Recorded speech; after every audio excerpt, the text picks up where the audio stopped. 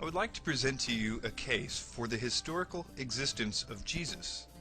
Lately, there have been many people who have been claiming that there is no evidence to verify his actual existence. It has become so widely claimed by recent speakers that most of us take for granted what we have been told, although it is rare to find anyone who has actually looked for themselves to verify this claim. First, you should know that this view is a new one. All throughout history, skeptics used to claim that Jesus didn't rise from the dead, or that his miracles were only parlor tricks, or that the disciples stole his body from the tomb, but they never claimed he didn't exist. Claiming that he never existed only became possible recently due to the long period of time that has passed since the first century. In actuality, there is much more evidence for Jesus' existence than there is for almost any important or famous person of that time. In this presentation, we will be using only non-biblical evidence. In other words, we won't be using the Bible to prove the Bible. We will also be stopping after every account to address the typical skeptical questions about each claim. I warn you though, if you watch this video, you will no longer be able to believe that there is no evidence for the existence of Jesus, and you might even start to question the integrity of the research of those that have told you that there isn't. I will be quoting from a website called thedivineevidence.com, and I will link it in the description section of this video. Cornelius Tacitus lived from 55 to 120 AD. Tacitus was a 1st and 2nd century Roman historian who lived through the reigns of over half a dozen Roman emperors. Considered one of the greatest historians of Rome, Tacitus verifies the biblical account of Jesus' execution at the hands of Pontius Pilate, who governed Judea from 26 to 36 AD during the reign of Tiberius.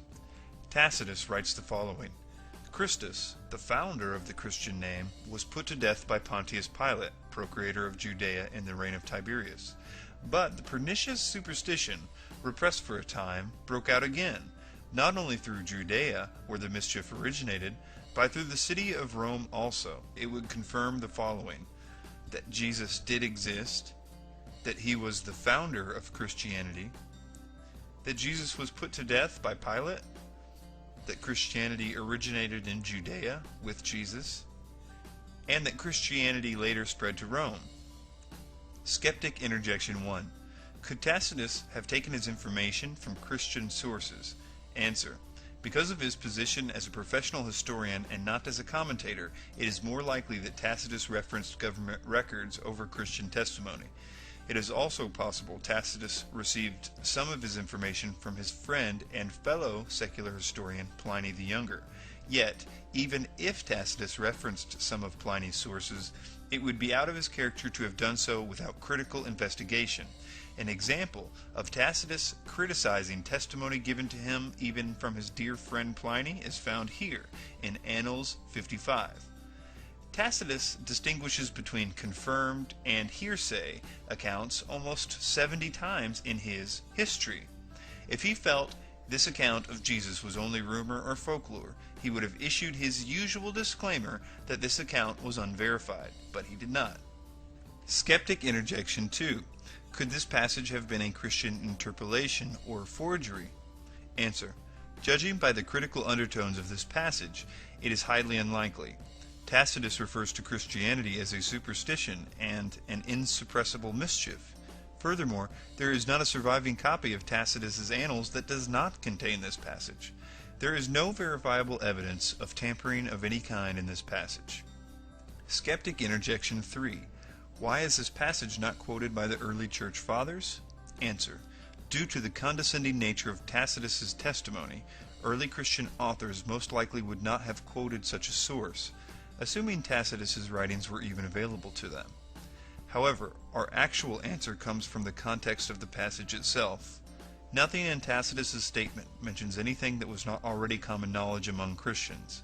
It simply provides evidence of Jesus' existence, which is a topic not debated at this point in history. Let's move on to Lucian of Samosata. Lucian was a 2nd century Greek satirist and rhetorician who scornfully describes his views of early Christianity. Though he ridicules the Christians and their Christ, his writings confirm Jesus was executed via crucifixion and that he was the founder of Christianity. He says, "The Christians, you know, worship a man to this day, the distinguished personage who introduced their novel rites and was crucified on that account. It was impressed on them by their original lawgiver that they are all brothers from the moment that they are converted and deny the gods of Greece and worship their crucified sage, and live after his laws." What this passage reveals and how it confirms the biblical account. 1. That Jesus did exist. 2. That Jesus was the founder of Christianity. 3. Jesus was worshipped by his followers. And 4. That Jesus suffered death by crucifixion. Skeptic Interjection 1. Can we consider Lucian's testimony reliable, due to the source being a literary work? Answer. Lucian's comments revolved around historical events. In Lucian's work, The Way to Write History, he openly criticizes his contemporaries, who distort history to flatter their masters or those who fill in historical gaps with their personal conjecture. He writes, "The historian's one task is to tell the thing as it happened. He may nurse some private dislikes, but he will attach far more importance to the public good and set the truth high above his hate. For history, I say again, has this and only this for its own. If a man will start upon it, he must sacrifice to no god but truth. He must neglect all else." Skeptic Interjection 2. Is it possible Lucian received his knowledge from Christian sources, or that this passage is an interpolation or forgery? Answer. Seeing how adamant Lucian was in regards to historical accuracy and critical investigation, our answer is an emphatic no. As to the passage being a Christian forgery, chances are that the reference to Jesus would be far more favorable if this were so. Lucian refers to Jesus only as a man, a lawgiver, and a sage. Human, not divine descriptions. He never once refers to Jesus as a god. Furthermore, there isn't anything in the above statement that reveals what wasn't already known. It merely asserts that Jesus lived, preached, and died. Remember, at this time, Christians were trying to prove Jesus' divinity, not his existence. Next, we're going to look at Flavius Josephus. And before we get started on the details of Josephus, I'd like to make a personal comment. And that is that I've heard for a very long time that this Josephus quote was an obvious forgery. But if you look into it, you'll find that there are really only two different versions of this particular account of Josephus's talking about Jesus. He actually talks about Jesus in another account that's not disputed, but this particular one is. And what you'll find is that there's really two versions, and they don't really differ in anything important. At least when we're arguing Jesus' existence, because they both admit that he existed, that he was crucified by Pontius Pilate, that he had many followers, both Jews and Gentiles, and that he performed what Josephus calls wonderful works.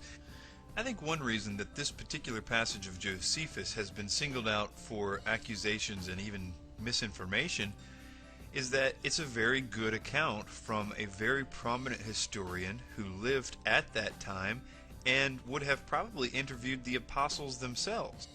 All of that being said, there is a lot to debate and to talk about this particular passage and the other passage that Josephus mentions Jesus in. So let's look into it. This is what was written. Now, there was about this time Jesus, a wise man, if it be lawful to call him a man, for he was a doer of wonderful works, a teacher of such men as received the truth with pleasure. He drew over to him many of the Jews and many of the Gentiles. He was the Christ, and when Pilate, at the suggestion of the principal men among us, had condemned him to the cross, those that loved him at first did not forsake him, for he appeared to them alive again the third day, as the divine prophets had foretold these and 10,000 other wonderful things concerning him. And the tribes of Christians so named for him are not extinct at this day. This is what the other version reads. Now, there was about this time Jesus, a wise man, for he was a doer of wonderful works, a teacher of such men as received the truth with pleasure. He drew over to him both many of the Jews and many of the Gentiles. And when Pilate, at the suggestion of the principal men among us, had condemned him to the cross, those that loved him at first did not forsake him, and the tribes of Christians so named from him are not extinct to this day. Skeptic Interjection 1. This passage contains proclamations in orthodox